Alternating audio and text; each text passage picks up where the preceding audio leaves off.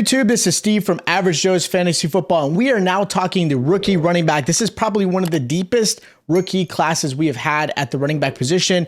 There's a lot to talk about. I've got a lot more players to mention compared to the quarterback position, which is there's very few really good quarterbacks that are going to be very helpful in the fantasy world, especially in a super flex.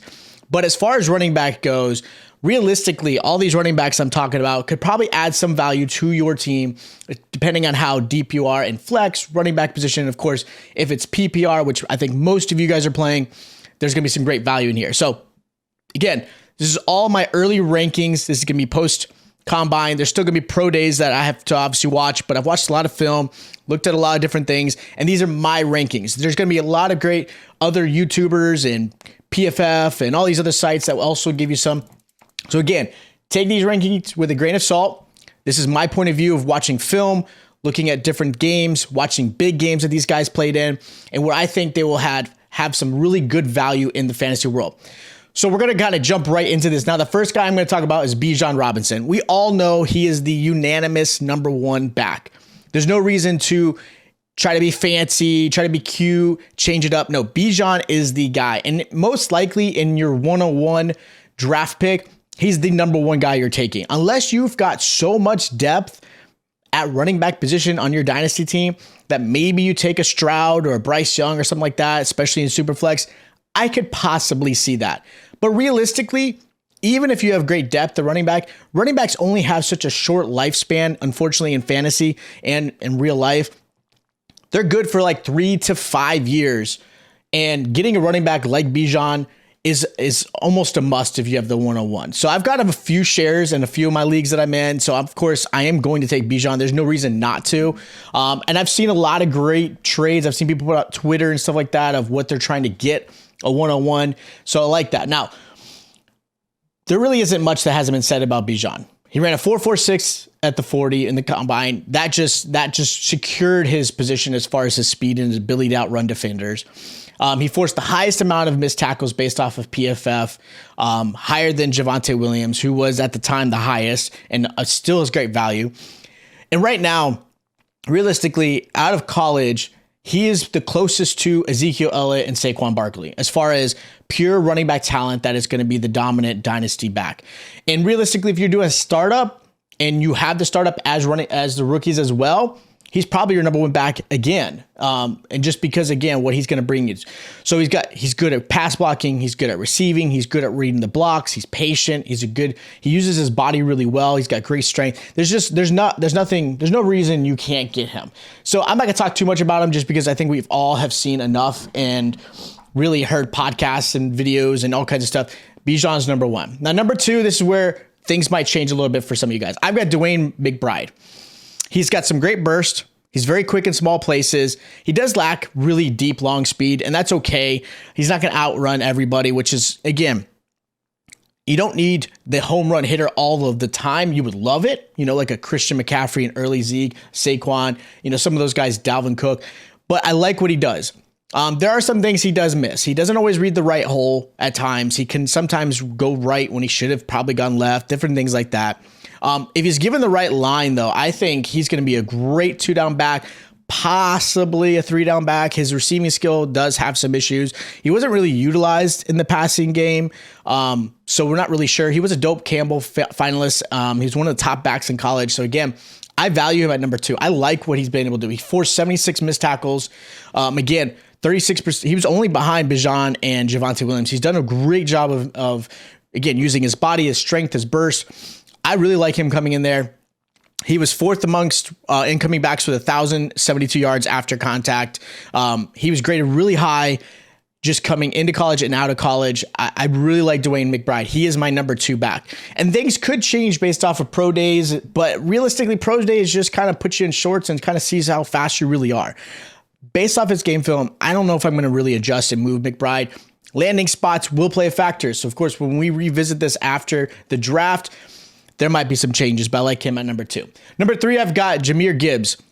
He's my highest comp to him would be an Alvin Kamara. He's not quite as big as Alvin Kamara, and again, it's a little bit of a stretch, but I like Gibbs because of his receiving capability. Again, we're talking fantasy. I'm not talking a pure runner. He's a good running back, but I love what he can bring as far as the receiving capability. And anybody who plays fantasy, PPR is such a big thing, and you need a running back who will catch the ball.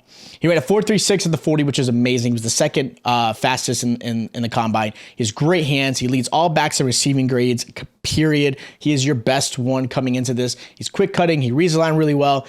He doesn't pass block well, which can, as far as somebody who's going to be in my third down back, obviously a receiving back typically plays that role.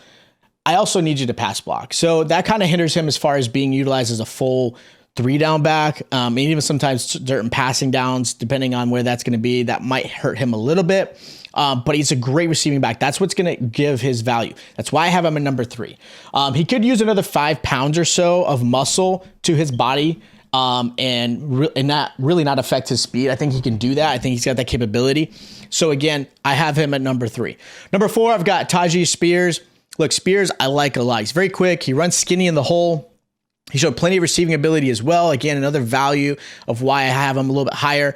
Has flashes of like a Le'Veon Bell style, right? He's got that running style. He can catch the ball. He's the type of back, if you give him the right offense, he gets you 50, 60 catches out of the backfield and then probably 500 to 700 yards of rushing. That's the kind of back I think he can be. He can be a little careless with the ball. I watched some plays. He likes to tend to run the ball high. He tends to bring it up with him when he's trying to run between tackles, not always securing it properly. That is kind of a concern. I do have a little bit of concern with that. He had an amazing bowl game against USC. He does really show up really well in big games against big teams. So I do like that. He's one of my favorites coming in. And again, the right offense, I think, can utilize him. I think of a team like the Miami Dolphins, right? I think he'd be very successful in that. Maybe even the Dallas Cowboys. I think he's a little too close to a Pollard style. But again, Spears, I like a lot and have him at number 4. Number 5, this is where I think a lot of people might change. I've got Tank Bigsby at number 5. Another very solid back. Again, this is such a deep class. He's a 4-star recruit. He played very well for Auburn. Great size, can run well between the tackles and hits the hole really fast. Has similar comps to, I think, like a Damian Harris. And I think Damian Harris didn't get a fair share in New England. I think he did really well. Ramondre Stevenson's value was a little bit higher because of the receiving comp, which is why he's taken over that role, and Damian Harris kind of just disappeared. But that's where I have him at. It's a very similar style of Damian Harris. Didn't play behind a great run blocking line. So with that said, he was still able to average 4.16 yards after contact. He's the guy, you hit him, he's still going for that first down. He has such a great one cut. Again, allows him to move really well north and south. Very fast. Hands are average. He can improve that slightly. Might have some better value there. He's definitely a bell cow type capability. So I really like him. He's the type of back that I would love to see in a team like Dallas. You know, I'm not as a Cowboy fan, just because a good compliment to a Pollard. So again, I have him right after Spears. Now, Zach Charbonnet is another guy I have following up Bigsby. Charbonnet, I've seen him ranked a lot higher. I've seen him ranked as the 3rd best back, 2nd back in some cases. I don't have him quite as high, right? I've got him just a little bit at that 6th spot.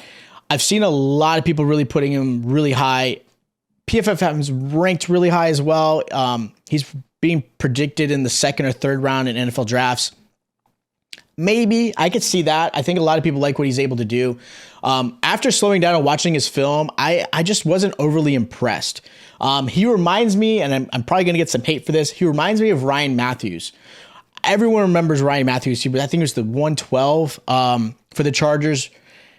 He had so much hype. He was expected so much. Very similar size and speed, and then just kind of disappeared, right? And that's my fear with Charbonnet. I think he's very similar to that, where a lot of people love what he's able to do. He looks really great, similar size and speed to Ryan Matthews. He can run through arm tackles. He can handle 20-plus carries. He does show above average receiving ability, which is great. Again, another added value. I think that's where people are going to like him. He's not flashy. He misread some lanes. He tends to miss the right block. And for me, he does love contact, but I think a little too much. I think he can avoid a little bit more, save a little bit more of his body. He does love to run into players and try to, power through them. I wish he would kind of, again, read his lines a little bit better to kind of avoid that. But again, I don't have him quite as high. I have him a little bit there. You guys can comment if you agree or disagree, but I have Charbonnet at number 6. Number 7, Roschon Johnson. I have him a lot higher than a lot of people do. He's the other Texas back that nobody's talking about. People forget he played quarterback. He transitioned to the running back position because he played a lot of, I would say, Wildcat. He did that really well for Texas. He was used a lot in that Wildcat, which adds a lot of value. He can throw the ball. Very similar run style to Josh Jacobs. He can run a little high, though, and that's one thing I do have a concern with. He's a big back. He's not afraid of contact. He likes to get the extra yards. He doesn't really get a lot of receiving capability. He does have some drops. You kind of shake your head at. You're like, wow, that should have been a catch.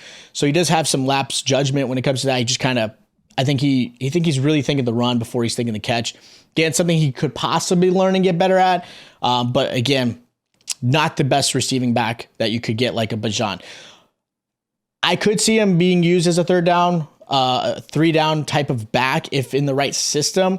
I think he's going to fall pretty far. I think he's probably going to fall in the 5th or 6th round. I like what he was able to do. If he was any other college team, I think he would have been the star running back. But being behind Bijan, who is, again, almost generational type of style, it's hard to beat him out. And Roschon just didn't get the love.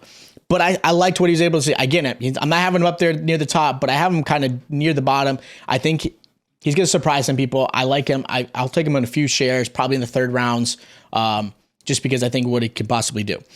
Now, Devin Achane, that kid is fast. 4.3, 240. He was the fastest at the combine. He's not an every down back. Poor pass blocker. He tends to put his shoulder instead of actually blocking properly. So that's going to affect his draft capital.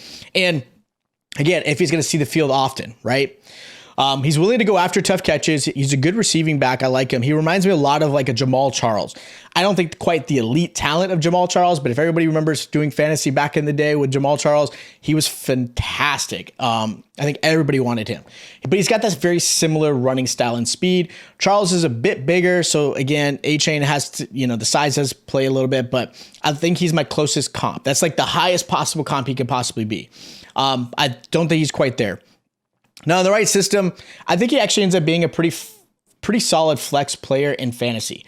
Again, this is all going to be based off of where these guys land, but I like his ability. I like his talent. I think he's a good receiving back. I think he can help. He's got to improve on pass blocking.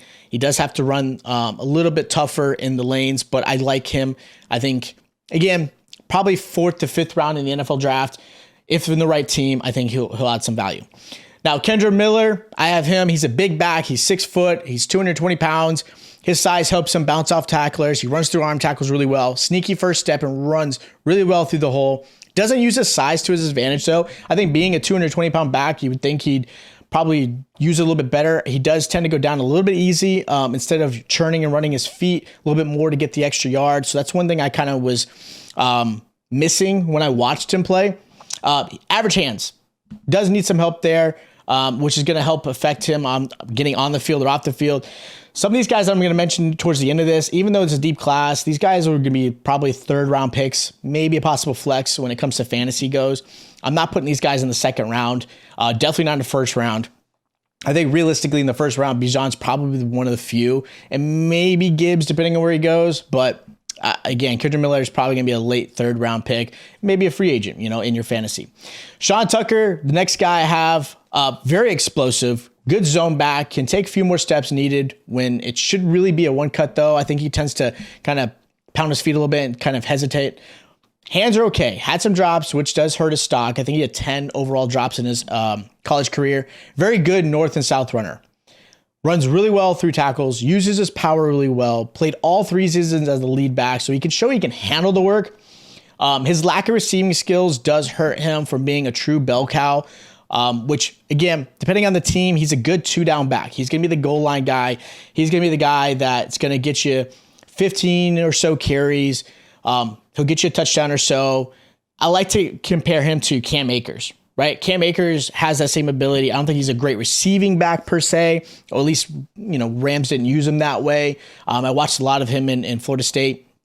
Sean Tucker is very similar style. That's kind of how I see him. Now, the last running back I'm going to mention is Chase Brown. He did very well at the combine, and because of that, I think a lot of people are going to his stock is just going to rise, and I think a lot of people are going to jump on that.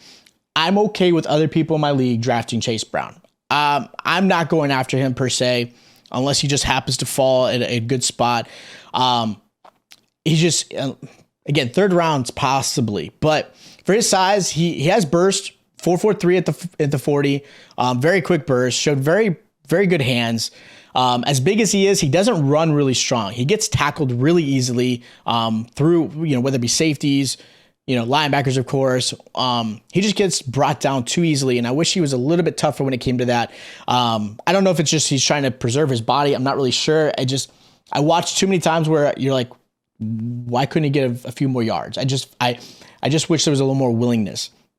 He is willing to pass block, but he definitely needs some work. A little too much of the shoulder work instead of actually putting their hands into the linebacker or defensive end to really try to help any of those blitzes. He tends to miss some of the blitzes. He doesn't always get the right guy. So again, pass blocking is something he's going to work on. I'm not quite high on the hype that I've seen others have with him. And I think now that the combine's over and people are starting to kind of really look at stuff, I think he's starting to fall back down again. But after that combine result, he did really well. Again, he did really well. I understand why people kind of hyped him up a little bit, but I'm not quite there. So those are my rookie early rankings. Again, this is all based off of, no draft seeing position. We don't know where these guys are going to fall. So these rankings will change after the NFL draft, but these are guys I have ranked here. If you guys do agree or disagree, let me know in the comments. Who would you change a little bit? Let me know down below. If you guys haven't already, check out my Dynasty rookie one as well. Those rankings are out. We'll be doing, obviously, wide receivers and tight ends to get you guys prepared and ready for that. The NFL draft is a little over a month away, so we're getting there. I'm super excited. I hope you guys are as well. We'll be dropping more Dynasty content, so make sure you guys are subscribed to the channel. Also, if you guys enjoyed the content, make sure you hit that like button as well. Again, check out the quarterback Dynasty rankings. Check out all the other stuff. We got a lot going on, and I'll check you guys out next time.